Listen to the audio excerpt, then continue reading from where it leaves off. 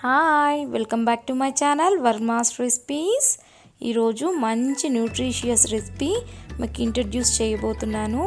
ఈ రెసిపీ ఏంటంటే అలసందల కర్రీ అని అంటారు. సో మన తెలంగాణ జోన్లో ఎర్ర బెబ్బర్లు అని కూడా పిలుస్తారు. సో దీంతో నేను చపాతీస్లోకి కర్రీ ప్రిపేర్ చేస్తున్నాను. సో ఇది జొన్న రొట్టెలోకి కానీ చపాతీలోకి కానీ చాలా బాగుంటుంది. ఒకసారి మీరు ట్రై చేసి తిన్నారంటే ఇట్టే వదిలిపెట్టరు, అంత బాగుంటుంది. సో ఈజీగా ప్రిపేర్ అయ్యే అలసందల కర్రీ ఎలా ప్రిపేర్ చేసుకోవాలో చూసేద్దాము. దీనికి మనము 1 కప్పు అలసందల్ని నానబెట్టుకోవాలి. సో దీంట్లో వాటర్ వేసేసుకొని 2 to 3 hours నానబెట్టుకుంటే సరిపోతుంది.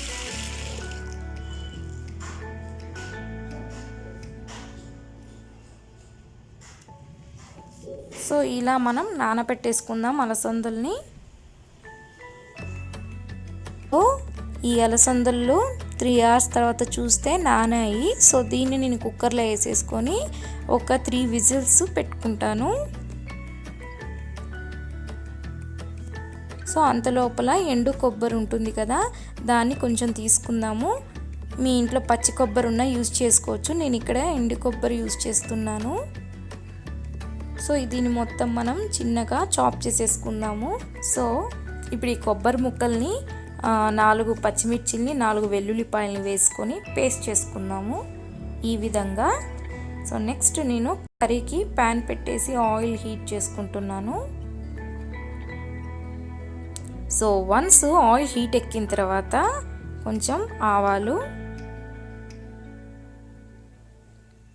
జీలకర్ర,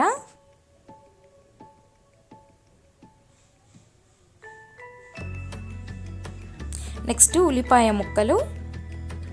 సో ఇవి వేసేసుకుని ఒకసారి ఫ్రై చేసుకుందాము, తిప్పుకుందాము. నెక్స్ట్ నేను ఒక టమాటాను కూడా కోసేసి వేస్తున్నానండి. కొంచెం సాల్ట్ వేస్తున్నాను, టమాటాలు త్వరగా మెత్తబడతాయి. పసుపు కూడా యాడ్ చేస్తున్నాను. సో ఇవన్నీ వేసి ఫ్రై చేసుకోవాలి. సో అల్లం వెల్లుల్లి పేస్ట్ కూడా 1 స్పూన్ వేస్తున్నాను. సో ఇవన్నీ వేసి పచ్చివాసన పోయేంత వరకు ఫ్రై చేసుకోవాలి. నెక్స్ట్ నేను మూత పెడుతున్నాను, టమాటాలు త్వరగా మెత్తబడతాయి.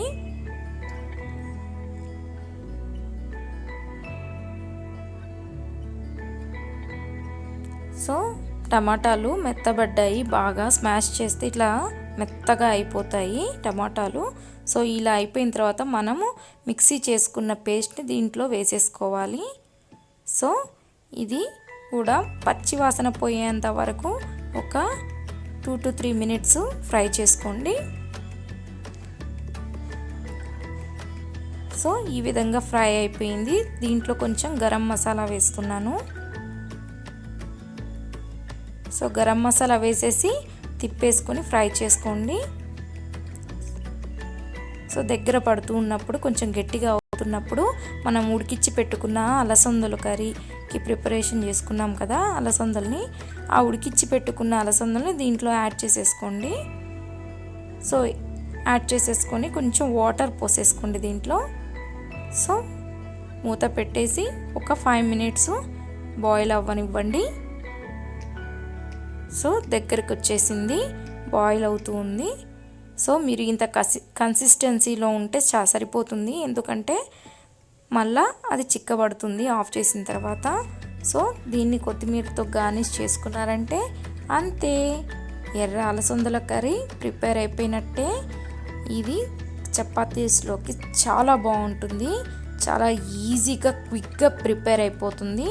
సో ఇంకెందుకు ఆలస్యం, మీరు ట్రై చేసుకొని తప్పకుండా నాకు కామెంట్స్లో చెప్పండి.